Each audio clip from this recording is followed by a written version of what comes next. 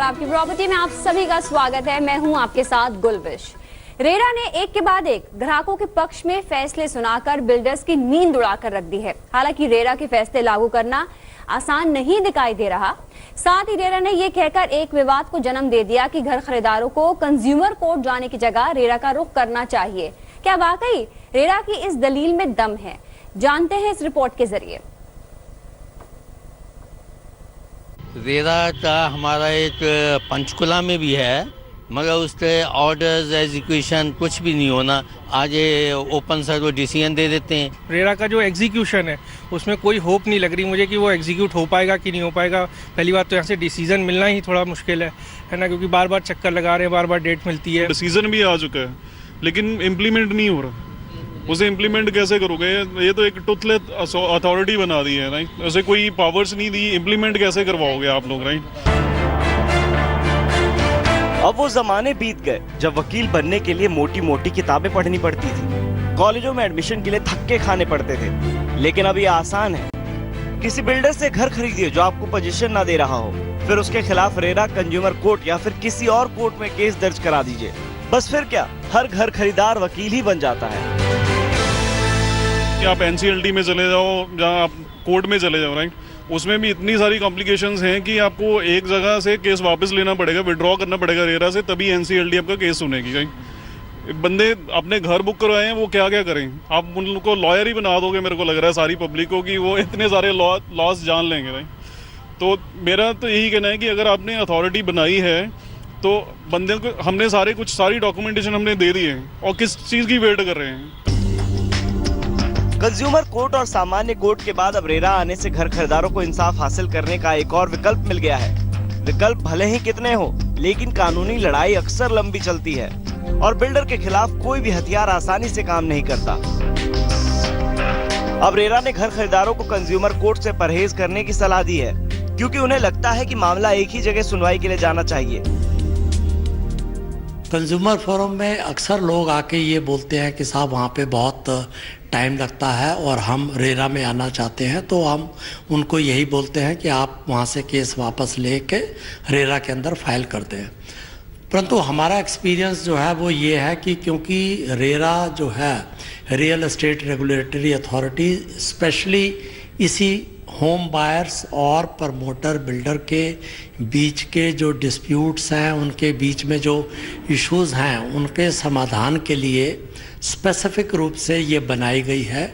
इसलिए ये cases RERA के अंदर ही आने चाहिए। दलील है कि रेरा में सुनवाई और फैसला जल्दी हो जाता है, जबकि कंज्यूमर कोर्ट में वक्त लगता है। लेकिन रेरा में सुनवाई के बाद अपने पक्ष में फैसला हासिल कर चुके लोगों की अलग ही शिकायत है। कुछ हद तक सही है कि उसमें कि आपको जल्दी डिसीजन मिल जाता है, जैसा मैंने लोगों को देखा, एक दो हियरिंग में भी डिसीजन मिला है। बट प्रॉब्लम है एग्जीक्यूशन की। एग्जीक्यूशन नहीं हो पा रहा है। अगर आपको 250 ऑर्डर्स मिले हैं तो मुश्किल से 1 या 2 एग्जीक्यूट हो पाए होंगे, जिन्होंने थोड़ा बहुत जैक लगाया होगा या जिनकी किस्मत अच्छी होगी। बाकी सब इन वेटिंग है अभी तक। और आरसी मतलब रिकवरी सर्टिफिकेट इशू ही नहीं करते रेरा का ऑर्डर आने के बाद। दरअसल ये बात किसी से छुपी नहीं है कि बिल्डर्स के हाल में पोजीशन देने के मामले कितने बुरे हैं। बिल्डर्स पैसे तो ले लेते हैं, लेकिन टाइम पर कंज्यूमर्स को पोजीशन नहीं देते। टाइम पर तो छोड़िए, टाइम पूरा होने के 10-10 साल बाद तक बिल्डर्स पोजीशन नहीं दे पाते हैं। हालात तो ये है कि कुछ ग्राहक तो ये भी भूल चुके हैं कि उन्होंने घर कब बुक कराया था। इन्हीं सब बुरी स्थिति के बीच ग्राहकों के जीवन में उम्मीद की किरण बनकर आया रेरा एक्ट। रेरा मतलब रियल एस्टेट रेगुलेटरी अथॉरिटी। ये ऐसा एक्ट है जहाँ रेरा अथॉरिटी ग्राहकों को या तो टाइम पर पोजीशन दिलवाती है या फिर बिल्डर्स से उनके पैसे। लेकिन रिफंड के मामले में भी रेरा ने दूसरा रुख अख्तियार कर लिया है। ज़्यादातर लोग जो अब आ रहे हैं वो रिफ़ंड के लिए आ रहे हैं, और रिफ़ंड, और दूसरी तरफ जो है वो बिल्डर ऑलरेडी उसकी वित्तीय स्थिति जो है वो बहुत ख़राब होती है। कोई ऐसा बिल्डर नहीं होगा कि उसके रेरा में केस चल रहे हो परंतु उसकी वित्तीय स्थिति अच्छी चल रही हो।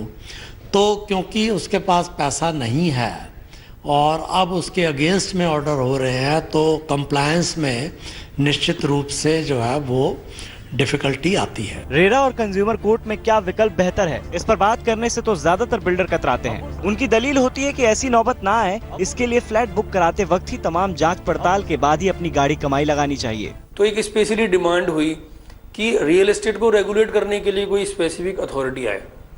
तो जो स्पेसिफिक पावर्स दी गई हैं रियल एस्टेट रेगुलेशन अथॉरिटी को, उसमें वो रियल एस्टेट के कंज्यूमर्स को ज़्यादा ध्यान में देते हुए चलते हैं।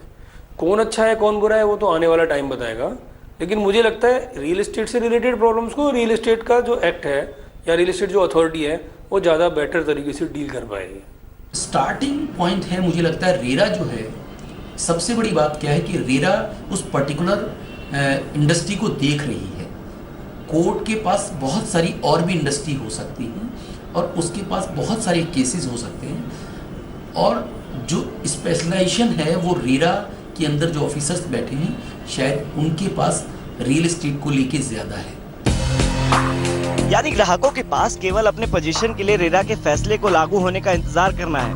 अब घर खरीदारों को तो केवल अपने घर से मतलब है, और वो चाहे कंज्यूमर कोर्ट दिलवाए या फिर रेरा, उन्हें इससे फर्क नहीं पड़ता।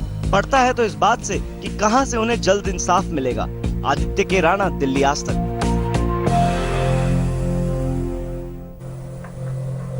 तो घर के लिए किस्तें दी जा रही हैं, घर के लिए पैसे भर दिए हैं 90%, लेकिन तब भी घर नहीं मिल पा रहा। कितनी बड़ी ये समस्या है और उससे जूझने के लिए जो रास्ते हैं वो रास्ते हैं, और लोगों को उम्मीद भी है, लेकिन वो आसान नहीं है। चलिए हमारे साथ दो खास मेहमान जुड़ गए हैं स्टूडियो में। आज रेरा और कंज्यूमर कोर्ट को लेकर जो हम बात कर रहे हैं उन तमाम चीज़ों की पेचीदगियों को हम जानने की कोशिश करेंगे। हमारे साथ आदित्य परोलिया जी मौजूद हैं, एडवोकेट हैं सुप्रीम कोर्ट से। बहुत बहुत स्वागत है आदित्य जी आपका। साथ में वेंकट राव जी मौजूद हैं, रेरा एक्सपर्ट। आपका भी वेंकट राव जी बहुत बहुत स्वागत है।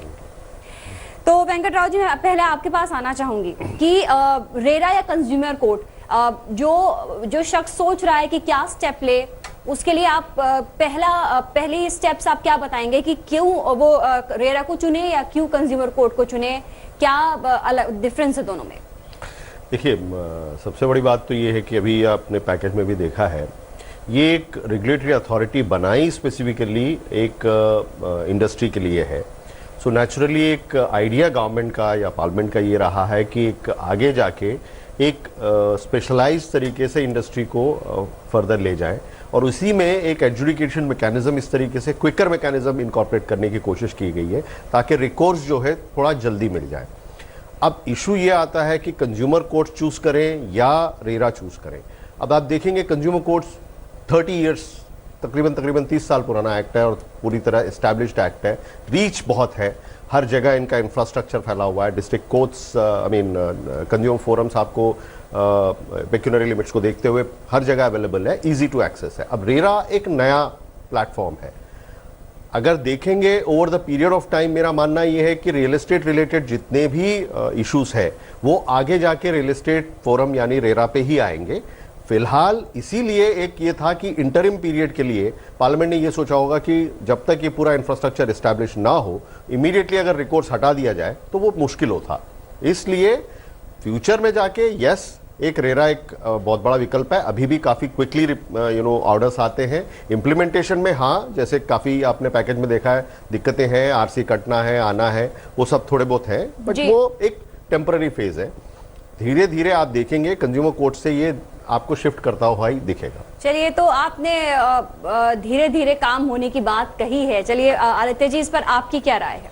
देखिए गुलबीर जी, आपने पहले देखा कि अगर बिल्डर्स किसी चीज़ को फेवर कर रहे हों जो कंज्यूमर्स के अगेंस्ट है, तो उसको बिल्कुल ही फॉलो नहीं करना चाहिए। मेरा ये मानना है रेरा एज अ लॉ इस समय एट प्रेजेंट बहुत अच्छा है, but as a adjudication mechanism मैं उसको बिल्कुल फेवर नहीं करता हूँ। उससे बहुत रीजंस हैं। देखिए, जैसे इन्होंने कहा कि रिफंड, आप पैकेट में चेयरमैन साहब या जो भी मेंबर हैं उन्होंने कहा कि हम रिफंड ऑर्डर नहीं करेंगे, वो लॉ के कॉन्ट्ररी है। लॉ के में सेक्शन 55 कॉन्ट्रैक्ट कहता है कि जब कॉन्ट्रैक्ट ही वॉइड हो जाए, जब वो ख़त्म हो जाए या कोई स्पेसिफिक परफॉर्म नहीं कर पाए, तो आपके पास राइट है। आप मेरा राइट कैसे कर्टेल कर सकते हैं? रेरा आज के टाइम में कंज्यूमर्स का एक तरह से राइट कर्टेल कर रहा है जब वो कह रहा है मैं रिफंड नहीं दिलाऊंगा, पोजेशन दिलाऊंगा। वो चॉइस और वो उनके पास नहीं है। दूसरी बात, आज के टाइम में रेरा ने अपना लॉ क्रिस्टलाइज नहीं किया। वेंकट राव जी ने भी यही कहा कि कंज्यूमर कोर्ट से 30 साल में लॉ क्रिस्टलाइज कर लिया है, देन उनको पता है कि कैसे क्या करना है। दूसरी बात, आप देखिए रेरा में इतने स्टेप्स हैं। आप पहले लोअर अथॉरिटी जाएंगे, फिर एपीलेट अथॉरिटी जाएंगे, फिर हाई कोर्ट, फिर सुप्रीम कोर्ट। जबकि कंज्यूमर कोर्ट से क्लास एक्शन लेके आए, सपोज आपका घर 1 लाख का नहीं है, 10 लाख के हैं, 10 लोग मिलके सीधा नेशनल कमीशन जाएंगे और वहां से अपील सीधा सुप्रीम कोर्ट लाया करते, टाइम पीरियड कम है। और सुप्रीम कोर्ट तो कैसे, आपने आम्रपाली के मैटर में भी देखा कैसे इंप्लीमेंट करा रही है, कितने स्ट्रांगली। सो इस समय रेरा एज एजुकेशन बॉडी मेरे हिसाब से फेलियर है, थोड़ा टाइम लगेगा, लेकिन उसके लिए मेंबर्स जितनी बड़ी समस्या ये है उस हिसाब से वो उस रूप में आने में थोड़ा समय अभी रख सकता है, लेकिन हाँ एक अच्छा कदम है रेरा, लेकिन लोगों को जल्दी निपटारा चाहिए इस समस्या। देख रहे हैं आपकी प्रॉपर्टी रेरा या फिर कंज्यूमर कोर्ट, क्या क्या ऑप्शन है लोगों के पास और कितने मुश्किल ये रास्ते हैं, कितना इंतजार करना पड़ सकता है, इसके बारे में हम बात कर रहे हैं। हमारे साथ हमारी एक कॉलर जुड़ गई हैं, लता मोती नगर से, कुछ सवाल पूछना चाहती हैं। लता अपना सवाल पूछिए। जी सवाल पूछिए लता। हाँ नमस्कार जी। मेरा क्वेश्चन है कि हमने भी 5 साल पहले अर्थ इंफ्रास्ट्रक्चर में एक फ्लैट बुक किया था, उसका हम 80-90% दे चुके हैं, पर अभी ना काम शुरू हुआ ना कुछ हुआ, हमें कुछ नहीं पता चल पा रहा कि करें क्या और कहाँ जाएं, किससे कंप्लेंट करें, आप हमें कुछ गाइड करिए इस बारे में। जी लता जी, पहले तो आपको ये बताना चाहूँगी अर्थ इंफ्रास्ट्रक्चर की कौन सी कंपनी है ये आप देखें, क्योंकि उसकी कुछ कंपनीज इंसॉल्वेंसी में जा चुकी हैं और उसके लिए आपको IRP पे अपना क्लेम सबमिट करना पड़ेगा। उसके लिए IRP अपॉइंट आज से कई 6 महीने पहले अगस्त में ही हो चुका है। आप थोड़ी इस पे जानकारी ढूंढें प्लीज। बिल्कुल लता जी, आप जानकारी कोई एक्सपर्ट हो तो उनसे भी आप जानकारी ले सकते हैं और कुछ स्टेप आप जल्दी लेना शुरू करिए। लता जी, एक जैसे ये कह रहे हैं अर्थ का एक ग्रुप भी बना हुआ है, इनके 2 एक कंपनीज गए हुए हैं, जैसे आदित्य जी कह रहे हैं, उनके एक कंप्लीट एक क्लास एक्शन की तरह भी चल रहा है मैटर, तो उसमें भी आप जुड़ के अपना उनके साथ रहिएगा, काफी आपका मजबूती होगा। नितिन हमारे साथ जुड़ गए एक और कॉलर। नितिन आपका सवाल पूछिए। हाँ जी, एक्चुअली हमारा एक प्रोजेक्ट चल रहा था सर्वोत्तम श्री में, गाजियाबाद में एक प्रोजेक्ट चल रहा है सर्वोत्तम श्री का। आगे तो उसमें एक्चुअली हमें 20 साल पहले उसमें हमें प्लॉट मिलना था, लेकिन वो हमें बिल्डर को उसको दे दिया गया है। अब वो बिल्डर क्या कर रहा है, अपने ही प्रोजेक्ट पे सारे फ्लैट सेल कर रहा है, हमें फ्लैट्स नहीं दे रहा। हमारे 171 मेंबर्स हैं, उनको हमें फ्लैट्स नहीं दे रहा, अपने जमीन पे फ्लैट्स सेल कर रहा है। देखिए इस केस में तो आप अभी इतने दिन वेट क्यों कर रहे हैं? आप अगर 171 मेंबर्स हैं तो एकत्रित हुई और कोई एक्शन लीजिए, चाहे आप रेरा लेना चाहें, चाहे कंज्यूमर कोर्ट जाना चाहें, चाहे NCLT, कुछ एक्शन लें। आप ऐसे आप ग्रुप बन के लीजिए। आदित्य जी की बात सही है। अभी अभी हमने पीछे रेरा से काफी इस टाइप के 2 मैटर्स में तो मैं खुद ऐसे लैंडमार्क ऑर्डर्स आए हैं हमारे कि आप we are taking over the site. कैसी बातें कर रहे हैं आप? ग्रुप इकट्ठा कीजिए, या नहीं तो कम से कम आप वो तो कीजिए। कोई आप जब तक एक्शन नहीं लेंगे साहब, कौन आपको देगा? बिल्कुल नितिन जी, यहाँ पर हमारा मकसद कार्यक्रम का ये है कि अगर आपने अभी तक एक्शन नहीं लिया है, आपको पता नहीं है क्या करना है, अगर हम आपको वो जानकारी दे पाएं, यही हमारा मकसद है इस कार्यक्रम का। आज हम तमाम वो रास्तों के बारे में बात कर रहे हैं जो लोग इख्तियार कर रहे हैं और कितना समय उनको लग रहा है, क्या कॉम्प्लिकेशंस हैं, और ये तमाम चीजें बताने की कोशिश कर रहे हैं। हमारे साथ आदित्य जी और वेंकट राव जी मौजूद हैं, रेरा एक्सपर्ट और एडवोकेट सुप्रीम कोर्ट, दोनों से हम बातचीत का सिलसिला आगे बढ़ाएंगे। लेकिन एक कॉलर जुड़ गए हैं, उनसे बात कर लेते हैं। सोहनलाल जी, क्या सवाल है आपका?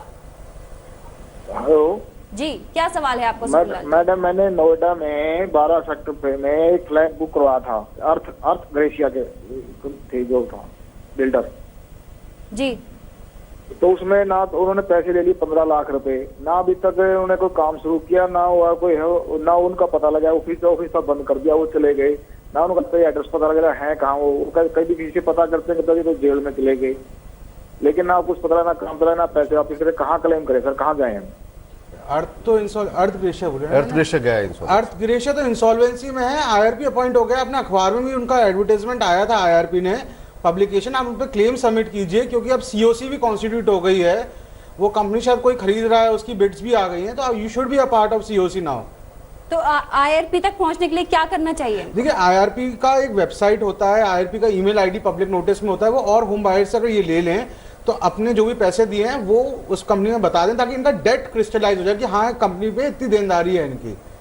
बिल्कुल, तो अगर आपने अभी तक कोई स्टेप नहीं लिया है, अगर कोई भी समस्या है, घर नहीं मिल रहा है, तो कम से कम जो सब मिलकर कदम उठा रहे हैं आपको उनके साथ तो होना ही पड़ेगा। यहाँ पर वेंकटराव जी, मैं आपसे ये पूछना चाहूंगी, जैसे कि कॉल आते हैं, सालों सालों लोग इंतजार करते हैं, लाखों लाखों रुपए दे रखे हैं, किस्त भी भर रहे हैं, ऐसे में आपको क्या लगता है कि अगर वक्त पर ना मिले घर तो सबसे पहले क्या करना चाहिए? सबसे पहले देखिए, आप जब जैसे डिले होते हैं, दोनों फोरम्स आपके सामने हैं, रेरा क्विकर है, कंज्यूमर कोर्ट क्विकर है या कोई और चीज़ है, बट आप अपना एक्शन कंप्लेंट तो लॉन्च करेंगे, आप अपना कंप्लेंट तो फाइल करेंगे। अगर वो नहीं करेंगे आप, तो आपका तो ये चलता रहेगा और एक समय बाद ऐसा हो जाएगा कि लिमिटेशन एप्लीकेबल हो जाएगा। देखिए, इंडेफिनेट पीरियड के लिए कोई आप 20 साल अगर आप कुछ करेंगे ही नहीं, तो आप मान के चलिएगा कि कोई कोर्ट्स भी एंटरटेन नहीं करेंगे। बाकी बातें अलग है कि कंटिन्यूअस एक्शन लीगली हम कुछ भी बोलते रहे।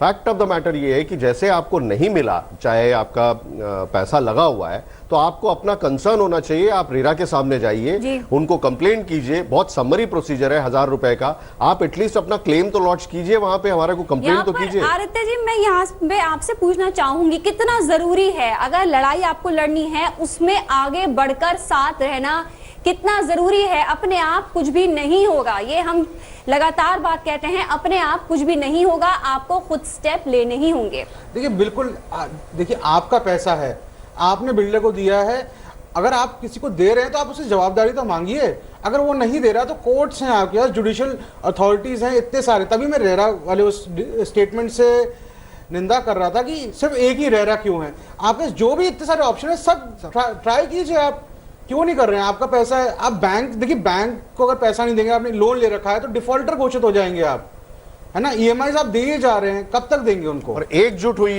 मैं तो कहता हूं कि ऐसे प्रोजेक्ट्स में काफी हद तक लोग बिखरे रहते हैं, लोगों को एक दूसरे का पता नहीं होता है। आपका राइट है, आप अपने साथ में कौन है, आप बिल्डर से पूछे कौन है, और आप एक्टिव रहेंगे, सतर्क रहेंगे, 4 लोग 10 लोग मिलके कुछ काम हो सकता है। एटलीस्ट इंडिविजुअली जाइए, मिलके जाइए, बट एक कुछ एक्शन लीजिए। बिल्कुल, तो अगर आप चारों तरफ देखें तो सिर्फ फ्यूल के प्राइस बढ़ने पर इतने बड़े बड़े प्रोटेस्ट हो रहे हैं, तो यहाँ पर आपसे इतने लाखों रुपए लिए गए हैं, आपको सबको जुट के स्टेप लेना ही पड़ेगा। बहुत बहुत शुक्रिया आदित्य जी और वेंकटराव जी हमसे बात करने के लिए। अगले हफ्ते फिर से हाजिर होंगे। हमारा मकसद यही है कि प्रॉपर्टी से जुड़े किसी भी मसले पर आपको हम जानकारी दें, और अगर आपको नहीं पता क्या करना है, हम आपको उसके बारे में थोड़ी सी गाइडलाइन दे सकें। बहुत बहुत शुक्रिया हमारे साथ जुड़ने के लिए। अगले हफ्ते फिर से होंगे हाजिर।